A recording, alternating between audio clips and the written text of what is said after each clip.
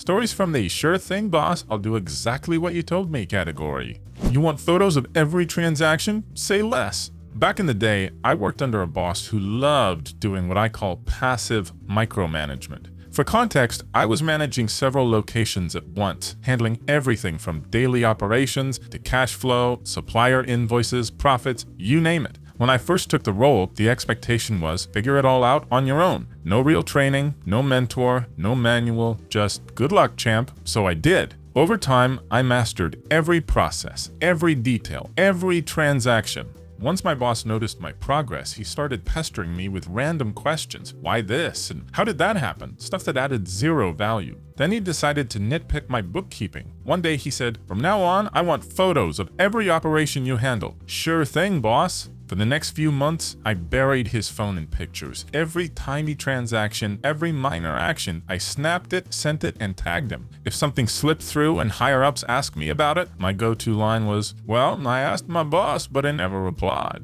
Eventually, the guy called me and begged me to stop. His phone storage was full, it lagged like an old potato, and he had to waste hours deleting thousands of useless photos. Mission accomplished.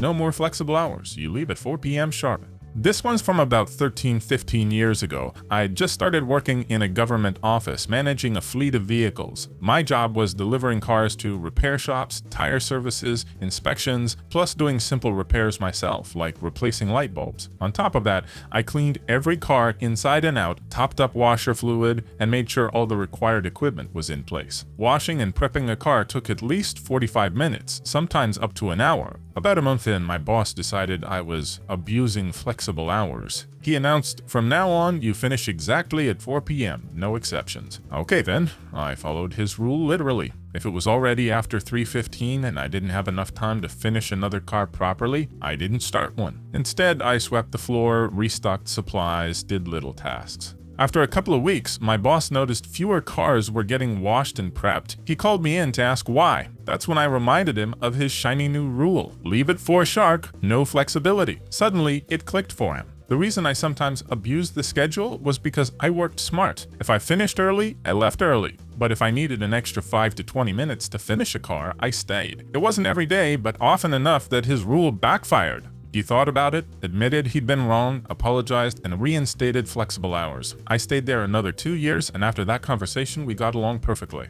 You want fairness? I'll give you fairness. A couple of weeks ago, my kids and some neighborhood friends decided to run a bake sale. We live in a touristy area with steady foot traffic, and kids here usually do pretty well. I told my kids, half joking, that technically they should be paying me for labor and ingredients so they'd understand net profit. But in the end, I just donated everything and asked them only to return my change. Honestly, I just loved watching them hustle, stay excited, and celebrate their little wins. After a few hours, the neighbor boy got bored and decided to quit. On his way out, he told my kid, when you're done, bring me half the money. My kid said, no, that's not fair. If you are leaving now, let's split it right here. Plus, most of the baked goods were mine anyway. The neighbor kid was salty, but they split the earnings and he stomped off. Later, my kid came home, hauled all the gear back, cleaned up, and complained that the neighbor was still mad. Then, knock knock, neighbor mom shows up with her son, who's still pouting, and she's holding a receipt. She said they spent a bunch of money for the bake sale, and it wasn't fair for my kid to profit off their products without paying them back. Except half the stuff on that receipt wasn't even used. 2 boxes of cereal. We only opened 1, napkins that I had actually supplied, and let's not forget, her kid bailed early while mine cleaned everything up. Also,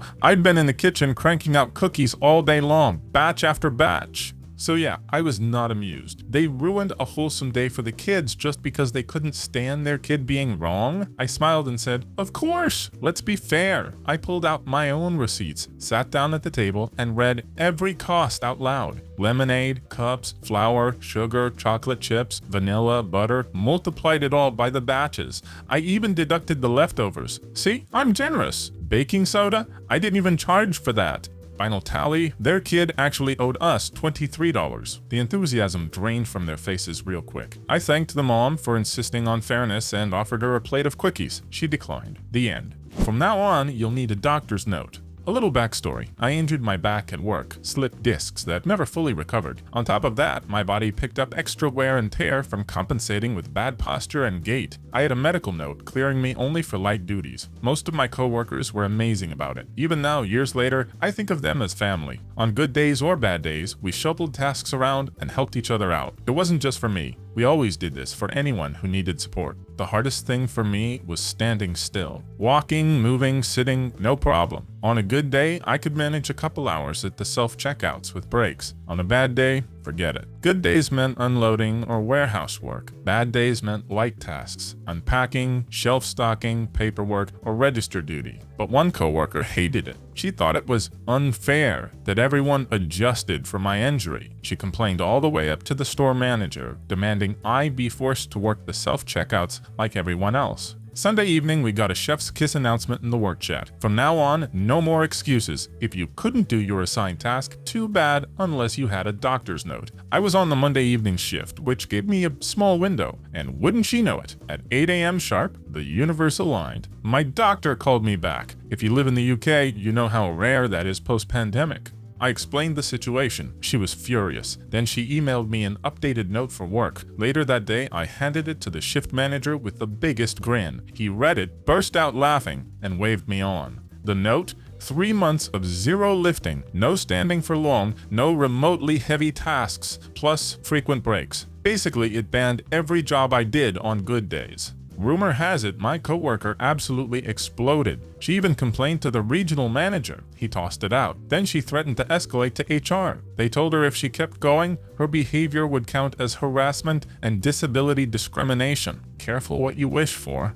Weekly calls, say no more. So, you want me to join the weekly all hands calls? No problemo. Recently I read that Mercedes-Benz now lets you join Teams calls with your webcam directly from the car. That reminded me of a situation a few years back. I used to work for a small solar panel company. Then we got bought out by a megacorp in the industry, basically Walmart, but for panels. Back then we had weekly in-person meetings with a schedule that worked for both management and employees, but then everything went downhill. Suddenly it was daily check-ins, weekly department syncs, plus a mountain of extra regional meetings nobody asked for. Instead of 2-3 short catch-ups a week, we were drowning in 10 calls, each lasting 45 to 60 minutes. My job was about 20% office and 80% field work. Some sites I had to visit were more than an hour away, and I often needed to hit 5 or 6 locations in a single day. At first, I just skipped calls if I was driving, or joined muted while still working. I was present, but actually getting stuff done. One day, management scolded me and told me I must pull over and fully participate in every call or else get written up. Okay, challenge accepted. From then on, whenever a call started, I pulled into the nearest parking lot,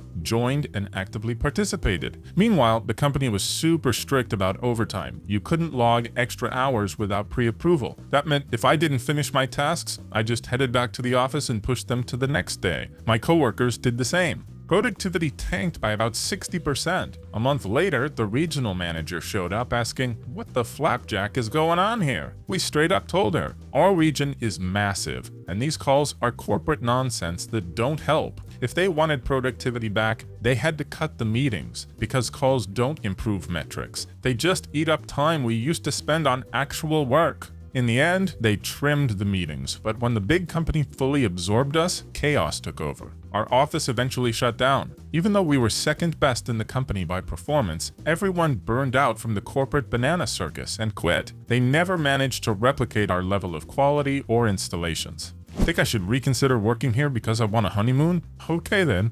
Back at my old job, I had a manager who despised checking emails. He missed important updates, meetings, everything. I even suggested he use text-to-speech to make it less painful, and he actually scolded me for it. Most of the time he was out networking, read golfing, and the team would CC me on email since I was next in line. I ended up handling expense approvals and projects that should have been his responsibility. When I got engaged, I requested 3 weeks off for my honeymoon. I had 5 weeks of PTO saved up, asked months in advance, and everyone, including my boss, knew about the wedding. Seemed like a no-brainer. Then I got the reply, denied. I emailed, left voicemails, and after a week, he finally responded with, "We need people who are truly dedicated. If you think you can take 3 weeks off, maybe you should reconsider if this is the right place for you." Reminder, my request literally said honeymoon. So I replied, "I don't need to reconsider anything. My last day will be 3 weeks from now. Please let me know about handover." CC'd HR, of course. HR set up an exit interview and told him to draft a transition plan. For the next 3 weeks, I nudged him twice with reply all reminders, silence. My team asked him what to do about my work, and he just said, "I'll think about it." Fast forward, 4 weeks later, he calls me. "When are you coming back in? You're on the schedule." "I don't work for you anymore."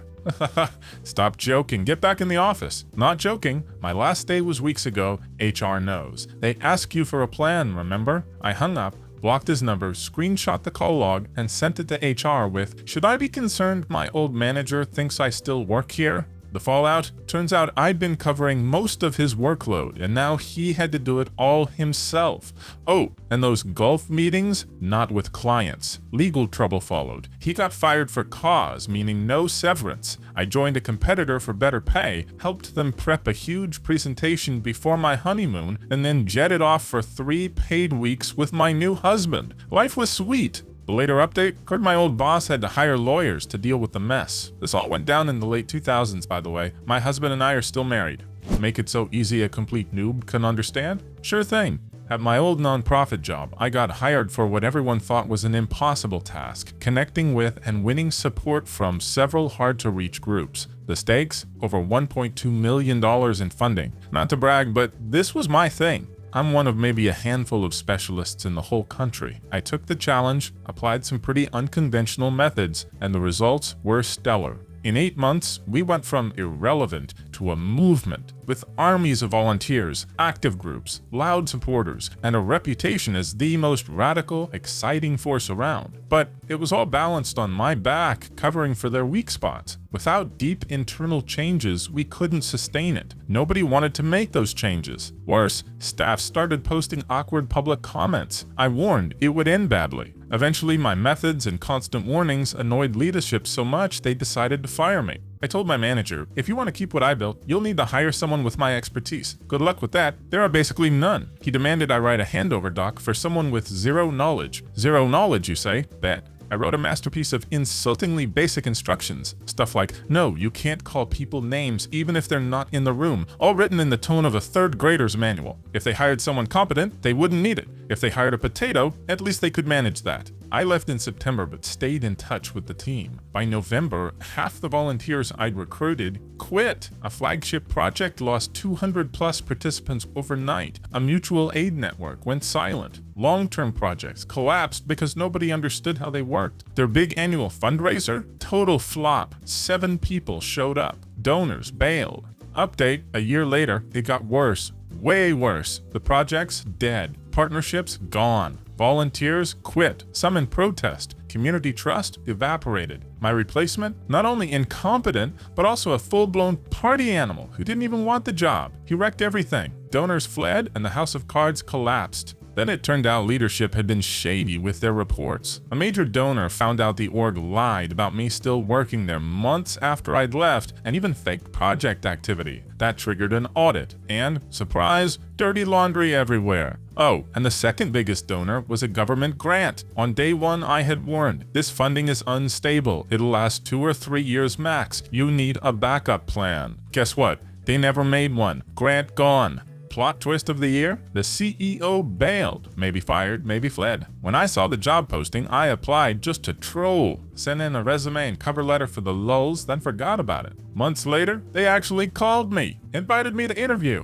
I politely declined. Tempting, sure, but I knew I'd hate the job and suck at it. My strengths and heart are elsewhere. Now, I'm taking time to focus on health and finish my master's. Whoever takes that CEO chair, they'll need all the luck in the world. Give me my money back or I'll call the cops. So I work in customer support for a mobile carrier. Here's how it works. After training, you get a 1-month trial period where your calls are monitored closely. At the end of it, you either get the boot or move to a permanent team. When I got that call, I only had a few days left before my trial was over. The conversation lasted over an hour, which really tanked my monthly evaluation. The customer, let's call her Drama Queen Supreme, unloaded a whole Netflix series on me. She claimed she'd tried to pay off her debt, but our rep was rude and refused to accept her payment. Then, according to her, she took his photo and stormed out. The story kept changing every 5 minutes. Details didn't match, timelines shifted, and she spiraled into long, emotional monologues. Honestly, I felt like a detective trying to solve a puzzle made of soggy puzzle pieces. Each time I tried to recap her story in order, she either added new details, changed old ones, or reminded me she was a polite British lady who didn't deserve such service. Eventually, I managed to piece together a semi-coherent version. I checked our records. Surprise, surprise. According to our rep, whose notes were clear and straightforward, she was the rude one. She yelled at him in English, which he barely spoke, and snapped his photo without permission. I didn't mention this to her. Instead, I politely explained how to pay her debt over the phone. She got twitchy, but finally gave me her card details and we settled the balance. I logged everything and passed it up to management. A few days later, I finished my trial period successfully and moved into the email support department I wanted. Life was calmer, working at my own pace, no customers yelling in my ear, taking breaks whenever I wanted. Bliss. Until a familiar name hit my inbox. Same customer, new chapter. This time, the email was angrier, with even wilder details. Suddenly, there was another mystery man involved. She claimed our rep attacked her and wouldn't let her leave the store. She demanded we fire him, return the money we had stolen, apologize with a compensation package, and arrange a personal call from a senior manager. If not, she'd involve the police. So I did the logical thing. I involved the police. While reading her email, I noticed the address was registered under a different last name than the one in her account and credit card. Plot twist, it was her real name. Everything else had been fake. Turns out she was a British citizen, just one who'd been living illegally in Israel for over a year, using a fake identity and an expired visa. Later we learned she was wanted for multiple scams, never paying for services, or demanding compensation for made-up drama. Classic fraudster speedrun. We couldn't track her down right away, since the physical address in her account was bogus, so we called her ourselves, pretending to invite her to the store for a personal apology. She showed up all smiles. The police were waiting. Neither I nor the rep she accused were there to see her face when it happened, but we heard she was fined heavily and deported back to the UK.